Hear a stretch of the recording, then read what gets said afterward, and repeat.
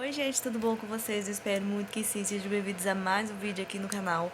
E no vídeo de hoje eu vou estar explicando pra vocês na forma prática como que eu faço meu devocional, tá? Eu tenho um vídeo aqui que eu explico, na verdade eu acho que são 3 vídeos, ou é um vídeo só? Eu acho que é um vídeo só, que eu explico na teoria e tiro algumas dúvidas, né? E aí eu vou deixar o link dele aqui embaixo, se você ainda não viu, dá uma olhada lá, tá? Hoje eu vou explicar na forma prática como que eu faço, tá bom? Bora lá comigo então. Pronto, gente, olha. Toda vez que eu vou fazer meu devocional, eu sempre pego todas essas coisas, tá? Esse é o meu caderno de oração, tá? Que já tem vídeo dele aqui no canal, mostrando como é que eu fiz ele, se vocês quiserem fazer também, tá? Eu pego aqui a palavra de Deus também, que também tem essa Bíblia aqui. Eu também tenho um vídeo que eu falo sobre ela. Eu pego sempre 2 canetas e um marcador de texto, tá? Caso precise marcar alguma coisa. E aí, o que que eu faço? Eu oro antes, né? Antes de abrir a palavra, eu só abri porque eu já sei a palavra que eu vou ler. Mas geralmente, antes de eu abrir, eu já oro, tá? Eu oro primeiro. E aí, eu começo meu devocional. A palavra que Deus colocou no meu coração tá no livro de Marcos 3, capítulo 1, tá? Eu vou estar lendo pra vocês e depois eu volto aqui pra poder explicar. Ó, espero que foque aqui. Jesus cura no sábado. Em outra ocasião, Jesus entrou na sinagoga e notou que ali havia um homem com uma das mãos deformadas. Os inimigos de Jesus o observavam atentamente. Se ele curasse a mão do homem, planejavam acusá-lo, pois era sábado. Jesus disse ao homem com a mão deformada: Venha e fique diante de todos. Em seguida, voltou-se para os seus críticos e perguntou: O que a lei permite fazer no sábado? O bem ou o mal? Salvar uma vida ou destruí-la? Eles ficaram em silêncio. Jesus olhou para os que estavam ao seu redor, irado e muito triste pelo coração endurecido deles. Então disse ao homem: Estenda a mão. O homem estendeu a mão e ela foi restaurada. No mesmo instante, os fariseus saíram e se reuniram com os membros do partido de Herodes para tramar um modo de matá-lo. Bom, gente, voltei então. Depois que eu leio, que eu terminei de ler a palavra, geralmente eu leio mais, tá? Eu não leio só um capítulo não, só um versículo não, um capítulo mesmo, mas é um trechinho de um capítulo, na verdade, né? Um título de um capítulo. Geralmente eu leio mais, mas como eu quero mostrar pra vocês como é que eu faço, eu vou ler só esse, tá? E aí o que que eu faço? Depois que eu leio, se eu sinto que tem algo ali que Deus quer falar comigo, eu vou e leio de novo. E é o que eu vou fazer explicando pra vocês. Eu li, beleza. Aí eu vou e leio de novo para poder pegar cada partezinha ali, cada trecho que Deus quer falar comigo. E aí vocês pegam na Bíblia de vocês e acompanha, porque eu vou ler de novo e aí eu vou estar explicando pra vocês o que eu entendi, tá? O que Deus falou comigo através desse versículo. Lembrando que pode ser que Deus fale com você de outro jeito, tá? Isso aí é pessoal. Deus fala do jeito que ele quer com cada um.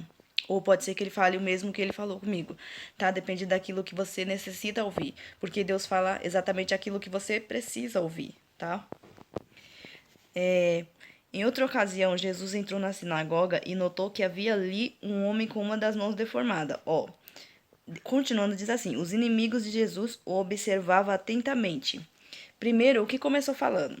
Que Jesus entrou e notou que ali havia um homem com uma das mãos deformada. Ou seja, Jesus sabia que o homem estava ali, precisando da cura, e reparou que os inimigos dele estavam ali. Mas o que é que ele notou primeiro? O que é que ele se importou primeiro? Ele se importou com aquele homem que necessita da cura, que necessitava da cura. Ou seja, sempre vai haver sempre na história toda que a gente for ver Jesus nos 4 evangelhos, a gente vai ver que sempre tem inimigos de Jesus tentando ali pegar ele de algum jeito, tentando pegar ele na mentira para poder matar ele, né? Crucificar ele logo, né? Que é o que acontece.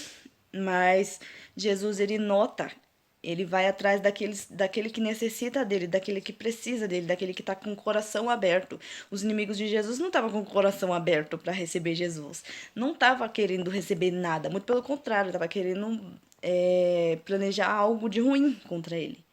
Então, para vocês entenderem, Jesus sabia que tinha tanto lado ruim ali como um lado bom. Então, Jesus foi atrás daquele que estava com o coração aberto. Então, continuando aqui, tá? Os inimigos de Jesus os observavam atentamente. Se ele curasse um homem, se ele curasse a mão do homem, planejava acusá-lo, pois era sábado. Eu já expliquei aqui sobre o meu vídeo que eu falo sobre os 10 mandamentos, sobre o sábado, tá? Tem pessoas que por causa que essa questão do sábado, ele é Antigo Testamento, tá? Que fala que não se pode fazer muitas coisas no sábado, enfim. Tem até tem as igrejas que respeitam isso ainda. Mas o que que acontece? Tem um outro texto também que fala que as pessoas, os discípulos estavam comendo espigas de milho, né, junto com Jesus, mas é porque e aí muitos falavam para ele assim, mas por que tá fazendo isso? É sábado. Ou seja, aqui os inimigos de Jesus queriam acusar ele também falando que é sábado. Por quê? Porque essa era coisa do Antigo Testamento. Mas Jesus, ele é o sábado. Quando ele vem, ele fala que o Jesus, ele é o próprio sábado. Só que eu não vou entrar nessa questão, porque senão o vídeo vai ficar muito longo. E o vídeo é para falar sobre o meu devocional. Como que eu faço? Então, eu vou deixar um vídeo aqui que eu explico certinho, no vídeo dos 10 mandamentos, tá? E aí eu vou estar explicando pra vocês, eu explico pra vocês como é que funciona. Só se você quiser dar uma olhada, eu vou deixar linkado ele aqui embaixo, tá? E aí, vamos lá, continuando aqui. Jesus disse ao homem com a mão deformada: venha e fique diante de todos. Em seguida, o que eu entendi com isso? Jesus disse ao homem com a mão deformada: venha e fique diante de todos. Ou seja, aquilo que Deus faz na sua vida, Ele quer que você mostre para as pessoas. Ele quer que você conte para as pessoas. Que, no caso, como era ali, era ao vivo, né? Jesus chamou ele para ficar diante de todas as pessoas. Ou seja, diante daqueles que estavam de coração aberto e diante daqueles inimigos dele também, para que eles possam entender que por mais que eles tentam tramar contra Jesus, não importa. Jesus é Jesus, vai continuar sendo Jesus, entendeu? Então, assim, quando Deus faz alguma coisa na sua vida, você tem que testemunhar, você tem que contar. Na palavra do Senhor diz que nós temos que ser testemunhas, né? Jesus diz pra gente ser testemunha dele. E o que é testemunhar? É contar as maravilhas que ele fez, é contar quem ele é contar o que ele fez na sua vida. Sabe, o primeiro alguns dos meus vídeos eu conto meu testemunho de conversão, eu conto meu testemunho de batismo com o Espírito Santo, eu conto meu testemunho como eu comecei a falar em línguas, enfim, eu conto um monte de testemunho. Porque isso é para a glória de Deus, isso é para que as pessoas vejam que existe alguém que ama muito essa pessoa e não quer ver ela naquele sofrimento. Então, no momento que você começa a contar aquilo que Deus fez na sua vida, aquilo ajuda a trazer a pessoa para a presença de Deus. Entendeu? Então, qualquer coisa que Deus faça na sua vida que você acha, mas isso é tão bobo, não é. Se você falar, realmente você vai tocar alguém. Então, tem uma coisa que eu mais gosto de fazer é testemunhar, é contar aquilo que Deus fez na minha vida. Ontem mesmo eu estava falando com meu marido que as maiores experiências que eu tive, as maiores experiências e os maiores testemunhos da minha vida que eu tive foi dentro do meu quarto. Foi com eu e Deus só. Não precisou de ninguém estar ali, não precisou de eu estar num lugar onde estava muita gente, não. Deus, ele quer fazer o maior na sua vida quando tá ali só você e ele. E isso tem que ser testemunhado, porque as pessoas precisam ver. Infelizmente, tem muitas igrejas que estão frias, que não conseguem ver o milagre de Deus mais, que acha que, eu preciso de uma cura, mas eu acho que isso está tão longe, eu acho que não é da vontade de Deus. Deus não fica feliz vendo você doente, vendo você sofrendo, vendo você com a sua vida destruída. Deus tem uma vida abundante, né? Ele mesmo diz na tua palavra: eu vim para que vocês tenham vidas e tenham ela com abundância. Ou seja, Deus vem para transformar a vida, Deus vem para libertar. Quando Jesus nos liberta, nós somos verdadeiramente livres, tá bom? Continuando aqui, senão esse vídeo vai ficar lotado, vai ficar muito grande. Espera aí, gente. Bom, gente, continuando aqui, tá? Em seguida, voltou-se para seus críticos e perguntou: o que a lei permite fazer no sábado? Bem ou mal? Salvar uma vida ou destruí-la? Eles ficaram em silêncio. Por que eles ficaram em silêncio? Porque eles não têm resposta, né, gente? Muitas das vezes, se a gente acompanhar aqui o evangelho todo, da história toda de Jesus, muitas vezes Jesus perguntou, fez perguntas, né? Porque as pessoas queriam uma resposta de Jesus. Jesus fez uma pergunta e elas não souberam responder. Como, por exemplo, aquele jovem rico, né, que Jesus falou para ele: ele fala, mestre, o que eu faço para ter a vida eterna? Aí Jesus diz, né, larga tudo que você tem, dê aos pobres e siga-me.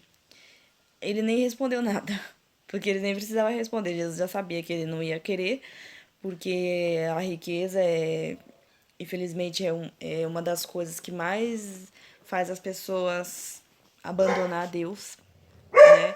A pessoa ter poder, né? A pessoa ter. Gente, desculpa esses latidos, não tem como evitar.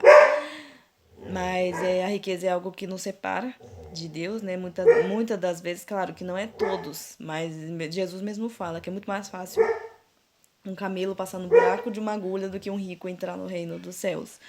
O que quer dizer, é muito difícil. É muito difícil, por quê? Porque quando você tem muito dinheiro, você tem aquela sensação de segurança. Então você não vai aos pés de Jesus por nada, ou seja, eu preciso me tratar, eu tô me sentindo com algo, eu vou pagar tanto para o melhor médico do mundo fazer aquilo que ele puder fazer. Ou seja, né, a gente sente que a gente não depende de Jesus quando a gente tem muitas riquezas, muitos bens, né? Nessa história, Jesus quis dizer isso, tá? E nessa história aqui, continuando aqui, para mim não sair do foco, e Jesus olhou para o que estavam ao seu redor, irado e muito triste pelo coração endurecido deles. Então disse ao homem: estenda a mão. Aqui, vocês entendem que Jesus, ele se importou com os inimigos, porque ele ficou triste pela falta de sabedoria daquelas pessoas, né, dos inimigos dele, mas mesmo assim ele não deixou de abençoar aquela pessoa. Mesmo assim ele não deixou de estender a mão para aquela pessoa. Então, muitas vezes você quer ajudar alguma pessoa e muita gente vai se levantar contra você falando: "Ah, não faz isso por ela não merece", sabe? Ela não, por exemplo, né? Você às vezes quer ajudar alguém que tá num vício e muitas pessoas não acreditam mais naquela pessoa. E você tá ali relutando, e você tá ali orando, e você tá ali jejuando pelaquela pessoa. E muitas das vezes já aconteceu isso comigo. E as pessoas falam: não, larga de mão, a pessoa não está se importando, por que você se importa? E muitas das vezes a gente se sente que nem Jesus se sentiu, né? A gente se sente triste por ver a pessoa com o coração tão fechado, uma pessoa que não tem misericórdia pela outra, uma pessoa que poderia muito bem ser ela ali naquele lugar, mas como não é ela não se importa. E Jesus, mesmo assim, ele ficou triste por aquelas pessoas, mas ele não deixou de abençoar. Então, continua. Se você está orando por um filho seu, a qual faz de conta que você é uma mãe, que você está buscando pelo seu filho, e até o próprio pai já largou de mão, né? Ah, não vou, esse homem, essa mulher não tem jeito mais, que não sei o que, mas você tá ali ainda. Deus vai honrar, sabe? Permaneça firme, continua, não tenha medo, continue buscando, continue lutando pelaquela vida, porque do mesmo jeito que Deus amou você quando Ele te encontrou, Ele ama aquela pessoa do mesmo jeito. Então, continue. Jesus amava do mesmo jeito esses inimigos dele, porque se eles, aqueles inimigos, entendessem quem Jesus era, realmente eles não iam agir daquele jeito. Mas mesmo assim, Deus amou, Jesus aceitou ser crucificado por erros dessas pessoas também. Então, permaneça. Continua lutando pelaquela pessoa, Deus vai trazer ela para a presença, tá? Eu tô falando aquilo que Deus está colocando no meu coração através dessa palavra, tá bom? Porque a palavra de Deus, ela pode ser que um outro dia eu leia e Deus fale comigo de outra forma, porque é assim que a palavra de Deus funciona, tá? Às vezes você lê, eu já li a Bíblia toda, eu não preciso ler mais. Precisa sim, porque a palavra de Deus, ela é atualizável, ela se atualiza todo dia, ela se renova todos os dias. Então, se Jesus falou com você desse jeito, o outro dia você lê, ele vai falar de um outro jeito, e com outra pessoa ele vai falar de outro jeito, tá bom? Continuando aqui para encerrar. E olhou para o que estavam ao redor, irado e muito triste pelo coração destruído, endurecido deles. Então disse ao homem: estenda a mão. O homem estendeu a mão e ali foi restaurada. No mesmo instante, os fariseus saíram e se reuniram com os membros do partido de Herodes para tramar um modo de matá-lo. Ou seja, muitas vezes os inimigos, eles não vão desistir, eles vão continuar tentando te destruir, eles vão continuar tentando te tirar da presença de Deus, mas você viu que Jesus não se importou. Jesus continuou ali. Jesus, mesmo assim, ele permaneceu Mesmo assim, ele não desistiu daquele homem. Não era porque tinha muitos inimigos ali que ele ia deixar aquela uma pessoa que necessitava da cura sem receber a cura. Então você pode ter certeza que Jesus ele destrói céus e terras se preciso for.